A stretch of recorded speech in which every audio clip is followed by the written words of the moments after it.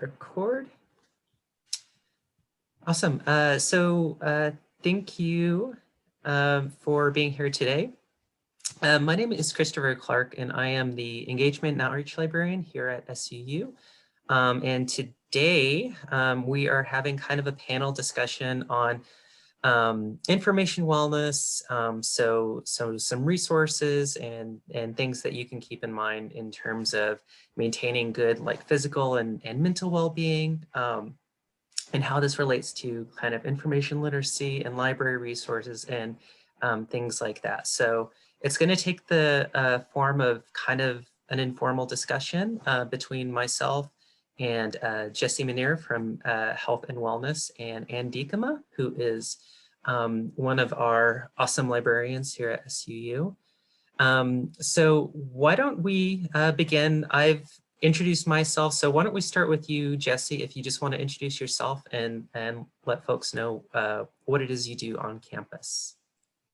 Yeah, thank you, Christopher. So I am Jessie Myemir. I am the new coordinator of Health and Wellness. So I run the Health and Wellness Center. We are located right next to the radio station in the Student Center. So please feel free to come by anytime. My main responsibility is helping students get connected to different health and wellness resources, either on campus or in the community. And we have mental health support peers that are psych students out of our center that students can meet with, and a self-care station filled with feminine hygiene products, Tylenol, first aid, lots of different things, condoms. So if you ever are in a bind and need something, you can also come by for that too.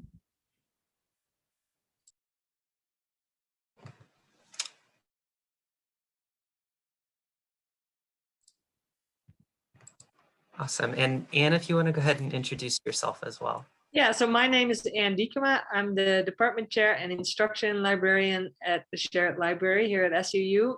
And I'm also the librarian that works with the nursing department and the biology department. So that's where my health connection comes in. Thank you so much. And I should mention that Anne is joining us on her day off, so she's being a real trooper about this. So thank you, Anne. So I guess I just wanted to start a little bit with you, Jessie, and ask about, you'd mentioned some of the services and some of the things that students have access to, but I wanted to ask about the kind of SUU health and wellness in general. Like what is the kind of the ultimate goal for what you're doing over there in that area? That's a great question. So our motto, I guess you could say, we focus on healthy minds, healthy bodies, and healthy relationships. And with each of those three components, we believe that that creates holistic health. And so that's our goal, is to be able to help students learn about holistic health so that they can live happy and healthy lives, and also have different resources and information that's current and accurate regarding health topics here in our center. Yeah, thank you so much. And I think that's, I love that you mentioned that you want up-to-date and accurate information, because I think that ties in specifically with one of the things that we're doing at the library. So many students either have or will be taking our introductory class, Info 1010. So this is an introduction to information literacy. And one of the things we do in that class is to basically give, I mean, it is tied in with the research paper that they're doing with English 2010, but one of the, I think the broader goals is to just give students the tools and to empower them, like how to have good information literacy skills. So how can I research and like evaluate information to make sure it's the best and most quality information? And sometimes this will tie in with issues of wellness to one degree or another. To use a recent example of information literacy kind of in play, I had an emergency surgery that I had to deal with my cat, and that required like assessing the situation, seeing like, okay, he's behaving strangely. I'm taking note of what's going on, and then using my information literacy skills to do some research and figure out, okay, is this a vet visit trip or is it not? And so was able to get it taken care of pretty quickly. But that's kind of one example, and there are a plenitude of others. I kind of wanted to ask you, Anne, since you work like kind of directly with nursing, especially with what you're doing in Info 1010, if there was anything you wanted to add on that end of things. Yeah, so I, in my introduction to my Info 1010 class, I used to have this example of when information literacy becomes important. And that was, so let's say you're diagnosed with, say, breast cancer or any other cancer. It used to be that your doctor would say, oh, this is what you have and this is the treatment. And those days are kind of gone, right? So the doctor will say, well, there's several treatments and it's almost up to you as the patient to make the decision as to what treatment trajectory you want to go down. And in a way, it's empowering, but it's also super scary because we don't know anything, right? I mean, you know vaguely what breast cancer is, but you don't know about these medical treatments. And yeah, so, but one of my colleagues said those examples were a little bit too depressing. So I stopped using that example, but I still think those are like the real deal information literacy moments, right? In addition to picking tires for your car. But for nurses, it goes a step further because they need, in their practice, they do evidence-based practice. So they need to evaluate the medical information, the up-to-date medical information that they are seeing, and kind of evaluate it in a more, in a very deep way compared to what we teach in information 1010, and then apply it to their patients. So that's a whole kind of a leveling up of skills. So in Info 1010, we just look at kind of surface level criteria for evaluation. Like, is the person who wrote this kind of an expert, right? Is it if it's a medical article, is this person affiliated with a hospital or a medical faculty somewhere? Are there citations? So these are all things you could kind of flip through and kind of figure out very quickly. But nurses, they have to go deeper into the articles. Like, is the methodology they used in this article kind of sound? Or did this make sense? Did they use a small sample? You know, is it a big sample? What kind of study is this? So for nursing students, they really have to step up their evaluation abilities in order to be effective practitioners.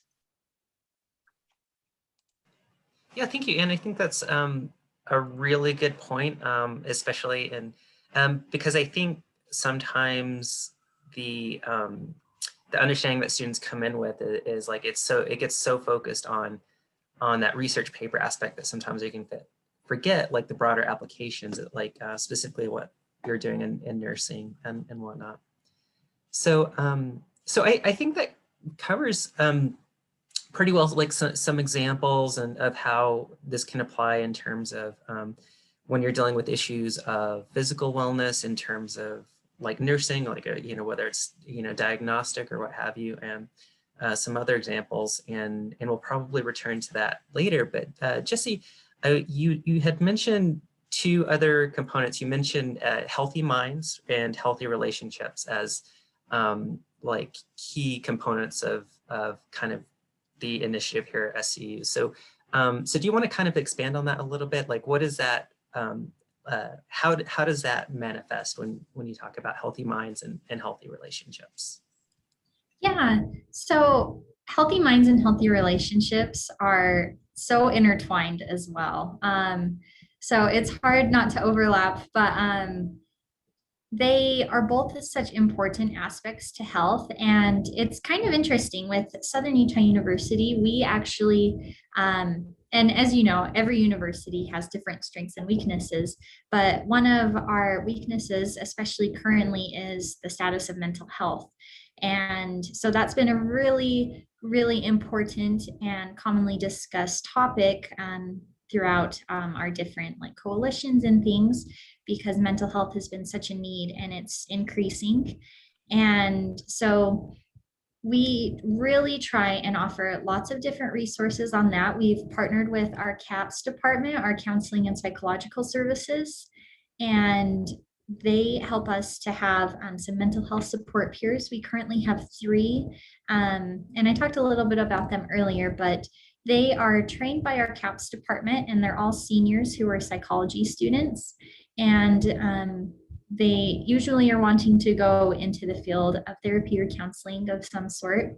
And so they have so many skills and tools to be able to help students, although they are not therapists. And so we definitely want to make that clear that they are just an additional resource to help with those who are taking therapy or who would like to, but they help with goal setting, they help with grounding exercises, stress management, so many different things that everyone goes through at different points in their lives. And everyone's mental health, just like any other aspect of health, it goes up and down, you know. And so we do have them as a resource here.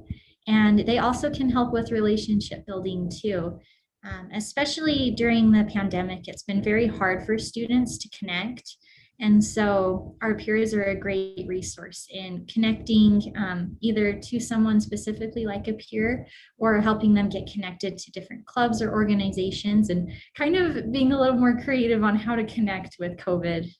But does that answer your question, Christopher?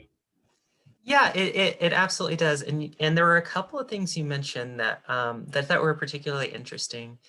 And you talked about like how these things kind of intertwine, right? And how it's hard to maybe extract one from the other, right?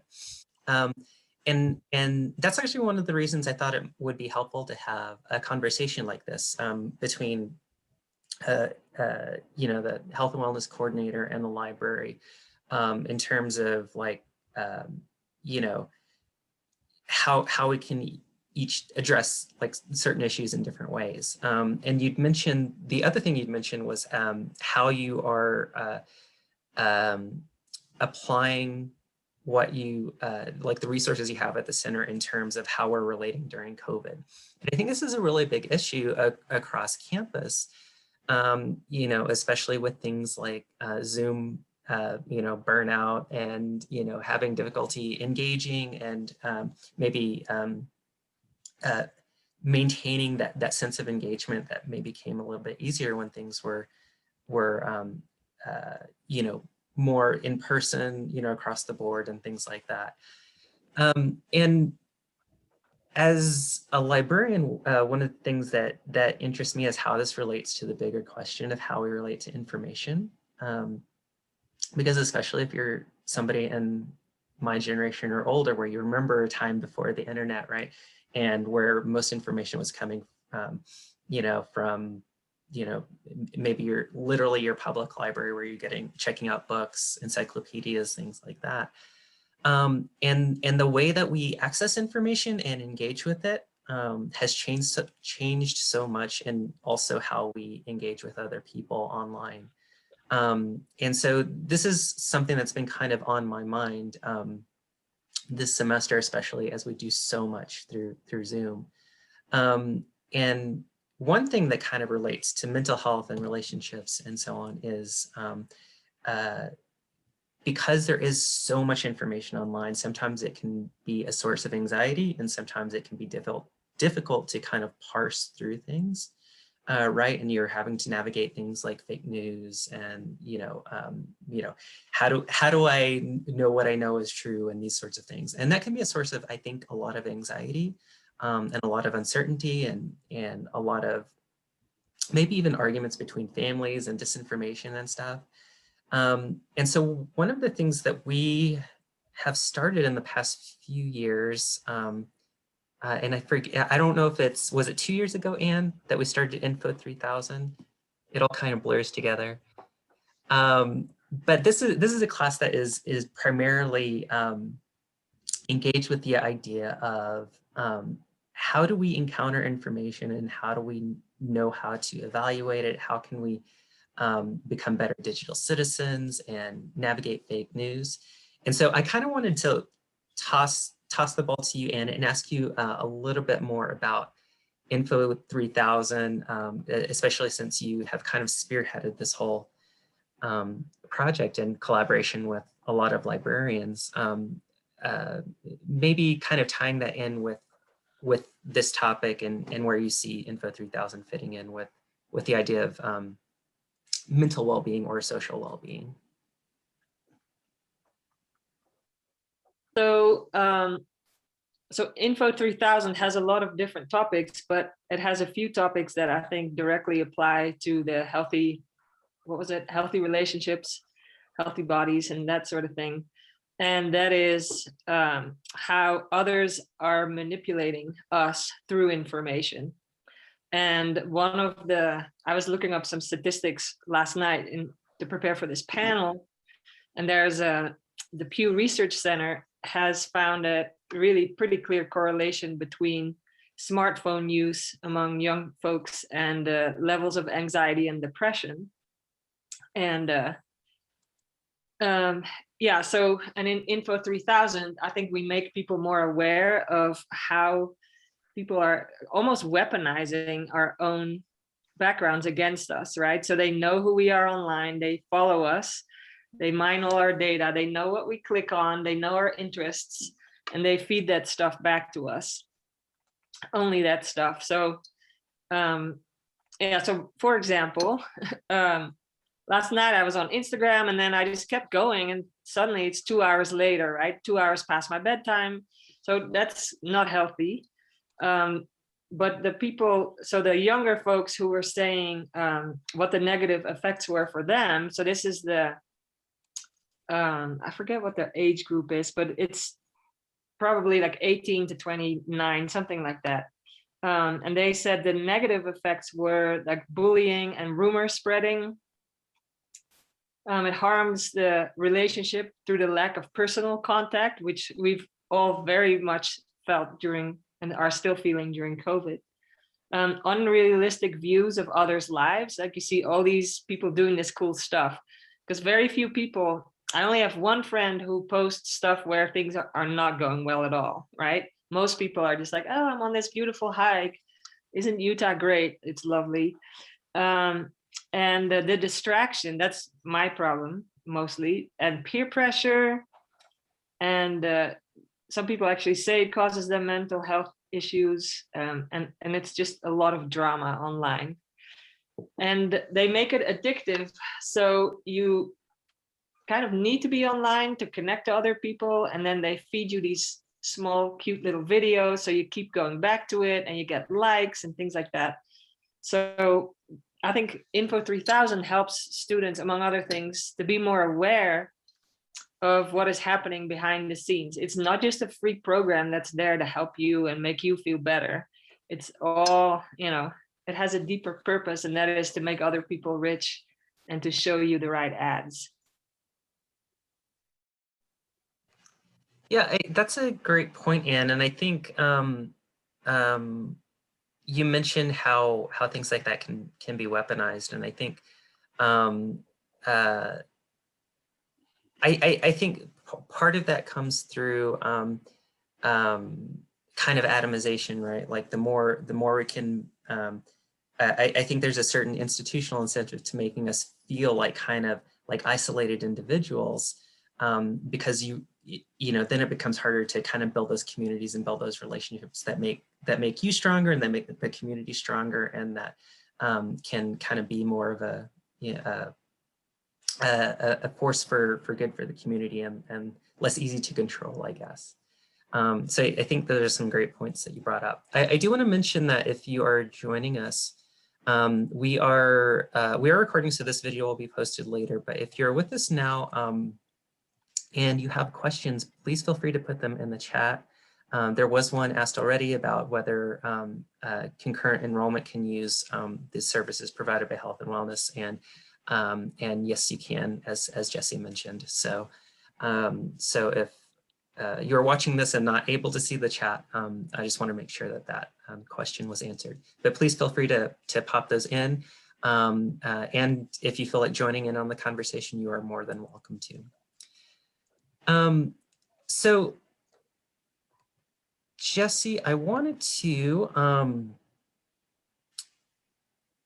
kind of follow up a little bit on what Anne was saying in terms of how we are engaging with with things like social media, and how it can sometimes get weaponized, how like it can sometimes be difficult to you know um, you know build these connections, right, especially during a time of COVID. um, what do you have in terms of like some you'd mentioned like counseling services and things like that, but are there any kind of tools or things that you recommend to students who are dealing with the sense of isolation, or maybe even things like doom scrolling, right, and just having and these feelings of anxiety? Are there things that you recommend in terms of habits that they can form, or things that they can do to help out with issues like that? Yes, I really love what you were saying, Anne. I think that that totally overlaps well with stuff that we like to teach in the Health and Wellness Center, and that social media is it holds such a prominent presence in so many of our students, especially any of our younger students. And I think it's so important to help students recognize that so much comparison is taking place in social media. And you had mentioned, like, you look at all of these people and all of them are posting like these highlights or these small little moments that seem perfect when we don't have the whole context. And I think that's so important for our students to be aware of, because whether they realize it or not, they are comparing. And um, and almost always it seems to be more of a negative comparison, because people are posting such unrealistic or um, small little moments without the full picture, that it can impact their it can negatively impact their mental health, excuse me. And they they can just think that they're less. They can think that they aren't fulfilling their life. So many different thoughts can be brought up through that. And so I think it's important for students to, one, know that it's just a small little glimpse of someone's life, and that there's always so much more going on, and that everyone struggles. And so I think it's important for them to normalize that, but also to take time to unplug from social media and to not feel the need to post everything in their lives so that they aren't seeking like just worldly approval. Seek their own approval and focus on themselves and where they're at mentally, physically, emotionally, wherever they're at, and just work on progressing from there instead of comparing and just seeking approval that no one's going to get. No one's really ever going to get the world's approval. Even all these famous people, if you go on their Instagram, you see such negative and toxic comments. And I don't think that it's not good. Like, not even the famous people in the world are going to get that approval. And so focusing on your own goals and your own approval is really important. And regarding isolation, that is so hard with COVID. And so maybe if someone really loves social media, you can focus on making a positive difference with social media, being more real, maybe not using all the filters on Photoshop and things like that, and just trying to create a different kind of culture, or maybe being honest or posting things that people do to de-stress, or how they're connecting to family or loved ones that can help be a positive highlight for someone else. And Christopher, you'd asked for some habits. I think it's really important to recognize how much time that people are spending on social media. And so maybe if that's just blocking out a certain time frame or setting an alarm on your phone when you get on, so that you don't get stuck just scrolling and scrolling for hours. I think everyone's been there. I know I have. Just like Anne, you said you had been on like 2 hours past your bedtime, and you can get sucked in so easily. And so I think just setting time frames and being more more present in the moment, being more self-reflective of what we're doing, can play a really big role. Thank you, Jesse. Those are some really good points. And I think I may want to follow up on some of those here in a minute, but we do have a question from Matt. So he is raising his hand. So please, Matt. Yeah, I just wanted to follow up on what Anne and what Jesse's talking about. I think the Wellness Center is doing a great job, and there's a lot of work and help you guys can provide it, and you are providing every day for our students and even for our staff and faculty. I was just wondering, again, another librarian who's watching, because Christopher's so awesome to bring these things to us. I wonder if you guys have experienced over there, if you have seen students who are using the internet to diagnose themselves or to find solutions or remedies for their ills that may be sending them in the wrong direction or actually hurting them in the long run. And if the library can have a place in helping students to use the internet more productively to find accurate and useful and reliable information. So that's a great question, Matt. I just started in January, and so my perspective is very short. I'm sure that that has been a problem before. I know I've seen people do it in my life, and so I'm sure that it happens with our students, but I haven't personally had the experience of students coming in. Normally, if they come in regarding medical things, they're just seeking maybe a doctor or someone that they can see who, and the student may not have insurance, and so they're looking for someone who would still see them, or more things like that. But I'm sure that that will probably happen in the future, and so I definitely will have to get connected with you guys in that regard. So thank you. I think we can help both physical and emotional health. I think people get set down the wrong path on the internet at times, in a good trying to help themselves, but not realizing that there are places that can hurt them on the internet as well as help them. So, yes. Thanks, Jesse. Yeah, thank you. Thanks, Matt. And I think you bring up some really good points. And one of the things that that they talk about in some of the library literature is the idea of the third place, right? And I think this is a really important idea, because traditionally in history, like you had at least two places, right? And those of you who have read this, if I'm paraphrasing this incorrectly, please let me know. But you have basically work, and then you have home, and then you have a third place, right? And that third place might be just another space where you can feel safe, and where you can socialize, where you can kind of find some level of fulfillment. And for this may be anything from a friend's house that you frequent a lot to maybe a dart club. I don't know why I chose dart club, why that was the example that came to mind. I've been reading a lot of older English lit, so I'm imagining velour robes and pipes and dart clubs for some reason. But whatever the whatever that third place might be, it's just kind of central to having a space where people can can kind of socialize and express themselves and be themselves in a way that they can't always at home or at work. And so one of the things that where I think a library can be valuable is in sometimes being that third place.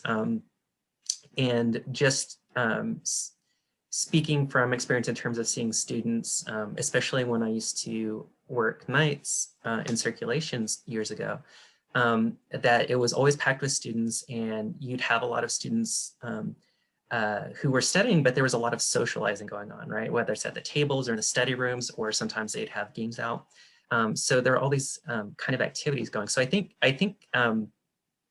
one thing that I would want to really emphasize to students is that, like, beyond just the instruction and beyond just the resources, that the library is a physical space, can sometimes be a place where these things can happen, and can be a very kind of a happy third place. Now, obviously, it's not the same with COVID, because we've got distancing and masks and stuff.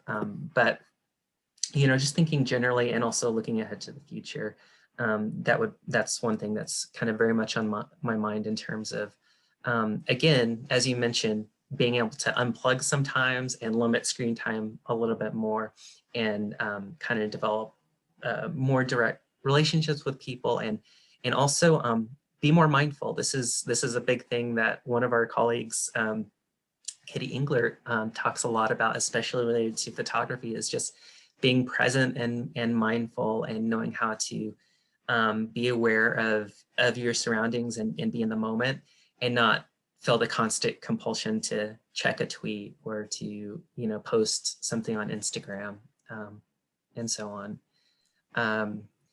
So Chris, can I just chime in really quick? absolutely, So you're absolutely. okay, thank you. Sorry. But you were talking about mindfulness. And I think for anyone, whether they're students, faculty, staff, there is a Mindfulness Monday workshop that takes place every Monday at 12:50, and it's only 10 minutes so that students can hop on really quick. It's on Zoom in between classes. It's at 12:50 and at 1:50. And every week they focus on different like mindfulness techniques, grounding techniques, different things like that, just to bring them back into the moment like you were talking about. And so I don't know, maybe I could send you a flyer that you could attach with this link when you post it or something. Yes, please do. I would be happy to do that. And then also every Tuesday, there's mindful self-compassion that I believe it's Dr. Christina Johnson. I'll have to double check on that, but I'm pretty sure she's the one who hosts it. And it's every Tuesday from 12 to 12:50 on Zoom as well. And she's able to really just help people work on self-compassion and being aware of where they're at mentally, and improving and working on like positive self-talk and just changing the way that our mindsets are and things like that. Yeah, thank you. No, those are some great resources. So yes, please send me any flyers or anything else, and I'm happy to help amplify those and post, and I will post those in the video description when I get this uploaded. And in addition to this, I did want to mention, especially since we have Anne here, that in the past we've done our Rock the Finals events with therapy dogs. We weren't able to do it this last year, obviously, but I do think it's worth mentioning because I know it's something that will happen again in the future.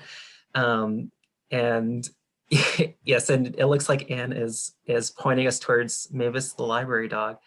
And so I think that's been a really fun way for students to kind of relax during finals and get some endorphins and play with a bunch of therapy dogs.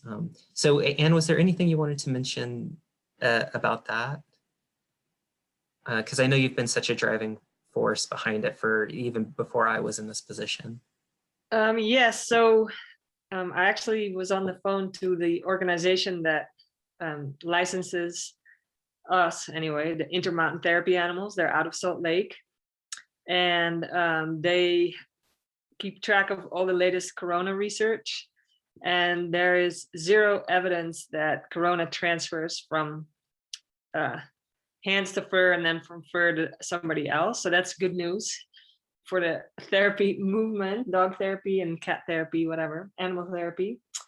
And they expect that probably this fall, when more and more people are going to be vaccinated, and given that evidence that you can't transfer it to the dog and then the dog can be a vector, that hopefully this fall we'll be back to doing the therapy things.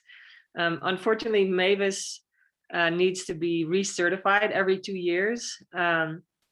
And she now has a set of rear wheels. So I have to kind of train her to do the things that are on the test with her wheels on. So I hope she will pass. And if she passes, then she'll be back this fall. Awesome, thank you, Anne.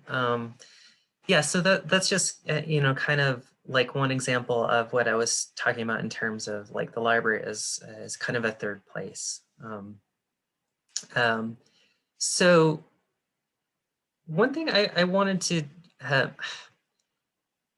just kind of ask about and maybe open it up to conversation is we've kind of covered maybe how some of the, how both health and wellness and information literacy skills can tie in with, physical well-being and some more of the mental, well-being a little bit as well. I guess I am kind of curious about like beyond just social media, if there are any insights that the panelists have in terms of, or anybody who would like to contribute, about just generally our engagement with media, kind of in a broader sense. And I want to keep it kind of broad and open. And if you see that as having kind of any impact on some of these issues we've been talking about, whether it's physical or mental or related to relationships. Yeah,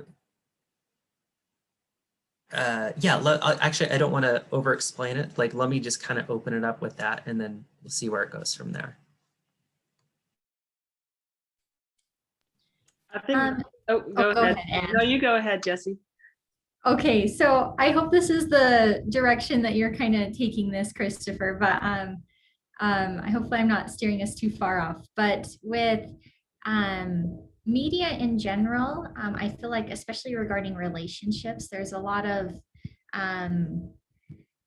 unrealistic expectations, I guess, that are set forth that can be both misleading and frustrating for a lot of our students. Especially more in the dating realm. And it's so much of the real, like working through problems and knowing how to talk to each other isn't really represented well, and at least not in a healthy way. And so I think that that's something that can be harmful for our students, because they have all of these actors and actresses that they look up to, and they see the way that they're handling their problems, and it's not in a healthy way. And so oftentimes that's their exposure, or they haven't had any form of healthy problem solving exposure growing up, and so that's what they rely on, and that's all they know. And so I think that can be very problematic, and it's hard to relearn things like that too. So Yeah, thank you, Jessie. There's some really good points. And you were going to say something as well. Well, I was going to jump on what I wanted to say two things, but one was jumping on what Matt was saying, looking up medical information online. And you kind of started out with that with your cat diagnosis. And I think it's useful because sometimes you can go like, okay, is this a vet issue or can we just wait it out, right? So it's useful. But a lot of times it causes a lot of stress. For example, like you look something up, so you have a pain on your right side, and they're like, okay, it can be appendicitis, it can be a kidney stone, or it can be pancreatic cancer. And immediately you think, oh my gosh, I have pancreatic cancer, right? Even though it's probably appendicitis, or actually it's probably nothing. But so I think that medical information online is helpful, but it also is extremely anxiety inducing for a lot of people. Yeah, so I think maybe as part of our 3-credit Info 3000 class, we need to somehow, when we talk about social wellness online, we need to kind of build that in as well. Like, how do you deal with that sort of anxiety when you look things up? And Linda has a comment. Okay, let's see here. Oh, so Linda mentioned she has no camera or mic. So she says that physically media and technology can help with physical well-being if you choose to use Fitbit app type things. Those help some people, not me personally. Mentally, media and technology can be helpful to connect people who otherwise have to distance. So good there. I email my mom all the time because I can't go see her in person since she's not a firm person. So email works for her. what would we do without that? That's a great question, Linda. Be even more isolated than she already is. So I think that's a good point, Linda, there at the end, that yeah, like with everything that we're talking about, whether it's social media, whether it's email, whatever it might be, it's always kind of this mixed bag, right? Like there are always huge benefits to it, right? And it's those benefits are the reasons that we primarily use things like email, right, versus thing like how we used to fax things, right? It's because there's the benefit of it's easier, it's, you know, you get it more immediately, it's more reliable, right? And you know, pretty much, you know, most people have access to it in one way or another. And then, you know, as we've kind of unpacked a little, it comes with all these other other elements that kind of tie in that can sometimes make it a little bit more problematic, or maybe even addictive, or you know, or distancing in some way.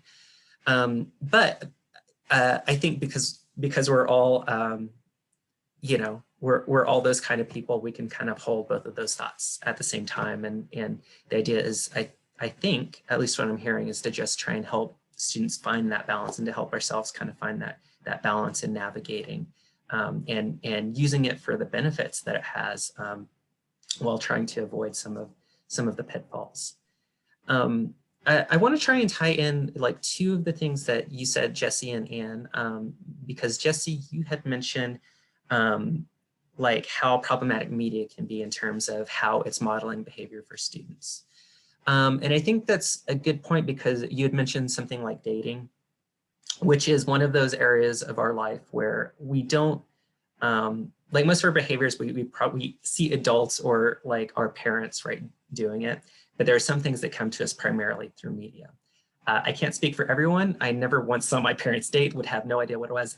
Like every access point came through what I saw in film or TV, right? And interestingly, I think another one of these things is the research process. We rarely ever see the process being done by someone else. It's not modeled in a physical way often. So most of the time we get that through media too, and we see it primarily through things like montage. Like I'll watch a show where somebody's flipping through microfiche or flipping through a book, and it's like, aha, research is happening. It's kind of like how, like, you know, when you see beakers out and Bunsen burners, you know, science, that's a thing that's happening right now. And so I guess what media does is in some ways it tells an incomplete or an abbreviated or you know, a not entirely accurate story about things. And so that's where I think what you're doing in health and wellness and what we're doing with things like information literacy is to try and show those steps and model those behaviors in a way that media just can't really. And so I think this kind of ties in with what you were saying, Anne, in terms of again, how we approach things like you know, researching medical issues and dealing with those anxieties, right? And this is actually something that I've been looking at recently that I've been very fascinated by, is the anxiety that's related to gathering information, because there's always the like, you know, to use one example, my brother, well, like, he refuses to get a physical because he's worried they're going to find something, right? That's just a personal thing. And you can kind of understand the thinking, even though it makes no sense rationally. There's an instinct like, well, if I don't know about it, it doesn't exist. Or if I don't, you know, and so I think it would be interesting to know how many of our students come to the research process with that kind of mentality, like with the maybe unvocalized fear that they're going to encounter something that's going to cause anxiety or threaten a worldview or something. And so, so I think you both bring up some really good points that kind of have kind of relate in interesting ways. Jesse, you unmuted for a second, so I want to call on you before you lose your thoughts. Sorry. Oh, thank you. Yeah, I just wanted to comment on Linda's chat. I love that you brought up the Fitbits or like the Apple Watches and stuff, because normally, hopefully in the fall, with hopefully COVID kind of dying down a little bit and more things opening up, We have a biofeedback machine in the Health and Wellness Center that students, faculty, or staff are able to use. And for anyone who may not know what biofeedback is, it basically shows your stress, your heart rate, perspiration levels, different things like that. And you connect your 3 fingertips to like these little pinchers that connect to the machine. And you do exercises on the computer surrounding mindfulness. And you can see your heart rate if like you're anxious or something, drop as you do those activities, and it trains you how to control like your emotions and be more self-aware, or if you're depressed to increase your energy levels as well. And so a lot of students who had previously used the biofeedback machine, once COVID happened, they relied on their Fitbits or their Apple Watches to monitor their heart rate and things, and see and just continue to practice those stress exercises and mindfulness. And so they've been a super big help for some of our students. So thanks for bringing that up, Linda.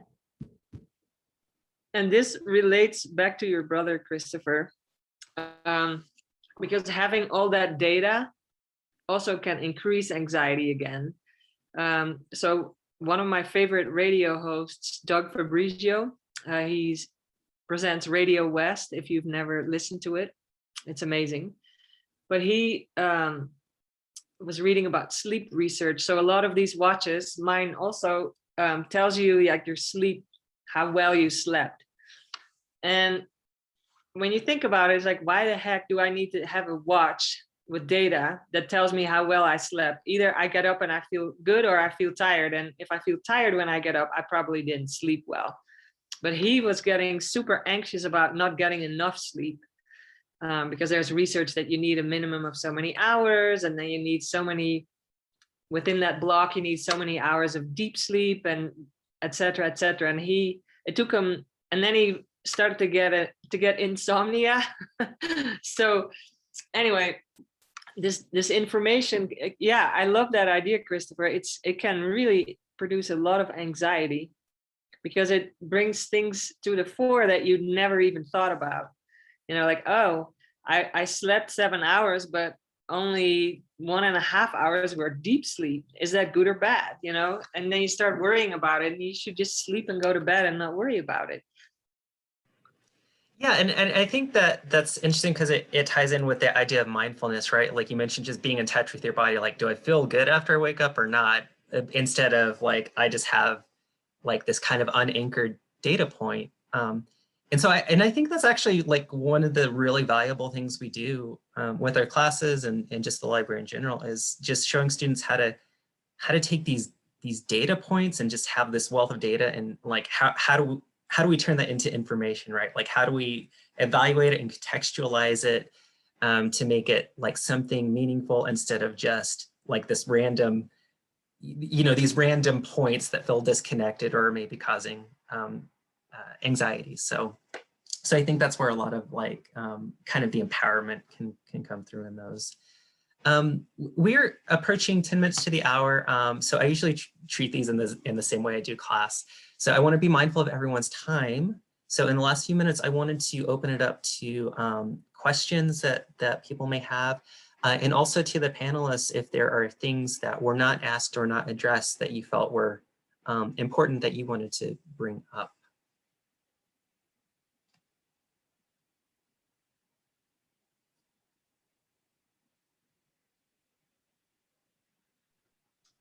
If nobody's going, I have something else I wanted to bring up, and that is another thing we can learn from, and that's novels and fiction.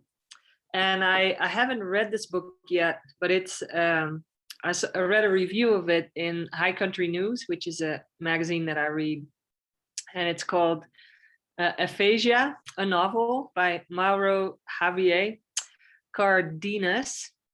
And what's cool about that book, it kind of ties a lot of things together that we talked about today, because the author, according to the review, again, I haven't read it, manages to let this person navigate his present and his past, but also his real life and his online life, So talk about all these spaces we inhabit, right? So we have our online spaces, our real spaces, not that online isn't real, but you know what I mean, our in-person spaces, and then spaces we have been in the past, so they're now kind of in our heads, and probably even spaces where we want to go in the future. So just mixing that all together, I guess in this novel, he manages to illustrate how we live and move in and out of all these different spaces, and with the resulting anxiety and issues, etc.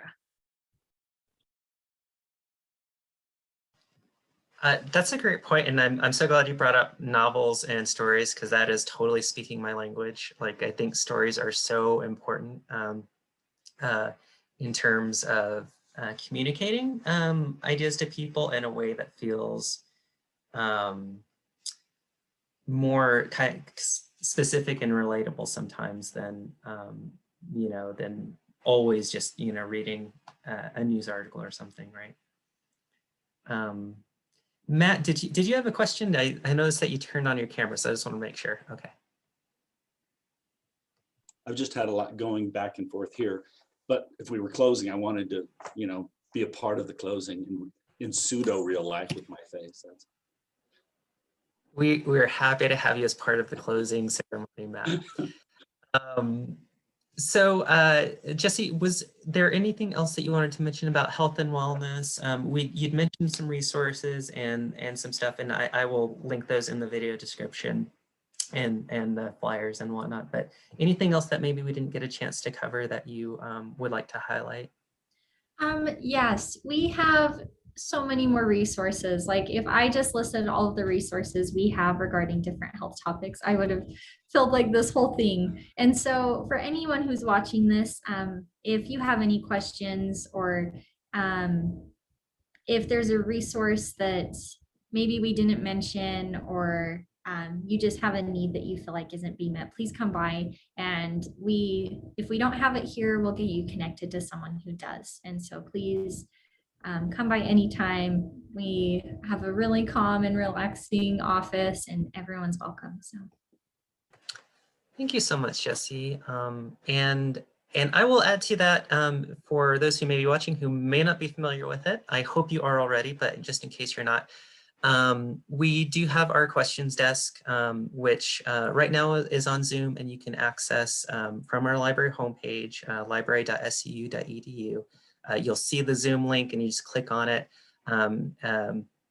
during the weekdays up until 4:30 most days. And that will give you access to a librarian, and we can help you with all kinds of information related issues. So maybe you just need to find out about some library resources. So maybe you're wanting to check out something like a camera, or what have you, or you're not sure what you can check out. We can help you with that. We can also help you with your research papers, which can sometimes be or your projects, which can sometimes be a source of anxiety for students. And especially things like that, where maybe you're not sure where to get started with research, or you're just having some anxiety about going through the process. Please reach out to the librarians, because as I hope you have seen today, we are all really nice and pretty chill and approachable. So, please reach out and ask us questions, because we're all trained in how to find and evaluate information, right? That's kind of our jam. So we can help you in that process and make your lives easier and make that whole process a little bit less anxious. So that's my plug for the questions desk and for the library in general. Is there anything you wanted to add to that, Anne? Yes. So if you're interested in becoming more of a master of your universe and figuring out how information is influencing our lives, take Info 3000. It's typically offered as a 1-credit class in the second session of the semester, not during the summer. And you'll learn about fake news, about information bubbles, about information and emotion. So it's information literacy that's applicable to more of your real life, not just your academic life. It'll also be applicable there, but yeah, it's more broad. And given that information is everywhere and increasingly people are controlling it. It's kind of a useful class, I think. Absolutely. Well, thank you all so much. I just want to thank again our panelists, Jesse and Anne, and everyone who came today and participated. I really appreciate it. And this video will be going up early next week. So you can find it on our YouTube channel as well if there was anything that you want to go back and rewatch. But thank you again, everyone, and have a happy Friday and take care. And we will see you again soon. Thanks, Christopher. Thank you, Christopher. Bye, everyone. Bye, You bet. everybody. Take care, everyone. Thanks, Emma. Thanks, Jesse. Thank you, Matt.